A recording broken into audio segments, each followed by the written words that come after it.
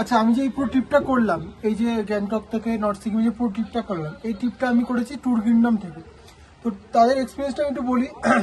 প্রথমত আমি খুবই স্যাটিসফাই, কারণ তাদের ব্যবহার, তাদের মানে হোটেল, তাদের খাওয়া দাওয়া, গ্যাংটকে যে হোটেলটা আমি ছিলাম সেই হোটেলে যে খাওয়া দাওয়া, সেই হোটেলে যে ব্যবহার, এবং নর্থ তোমার আমি শেয়ারিং এসেছি এবং নর্থে এসে যে হোটেলটা পেয়েছি, রুমের জাস্ট ব্যালকনি থেকে আমি ভিউটা পেয়েছি। গ্যাংটকের যে হোটেল আছে সেই হোটেলে তারা গ্যারান্টি নেই, কারণ তাদের আন্ডারে দুটো হোটেল আছে। আমি অ্যাকচুয়ালি ম্যানলোরের উপরে হোটেলটা পেয়েছি, তাদের আরেকটা হোটেল আছে ম্যানলোর থেকে একটু, মানে ম্যানলোরের সামনে সিঁড়িতে একটু উঠতে হয়। আমার সঙ্গে আরও 2-3 কাপল শেয়ারিং এসছে। তো তারা যেই মানে অ্যাকচুয়ালি তারা যেই কোম্পানি থ্রু এসছে, তাদের এক্সপিরিয়েন্সটা দেখেছি, আমাদের এক্সপিরিয়েন্স অনেক ডিফারেন্স, প্লাস আমাদের রেটটাও অনেক কম তাদের তুলনায়। তো সেই জন্য আমি খুবই স্যাটিসফাই দাদার ট্যুর কিংডমের সঙ্গে এসে। আমি তো খুব স্যাটিসফাই। আমি আমার ওয়াইফ এখন নেই, নিজে চা খেতে গেছে। ও থাকলে ওকেতেও ও বলতো।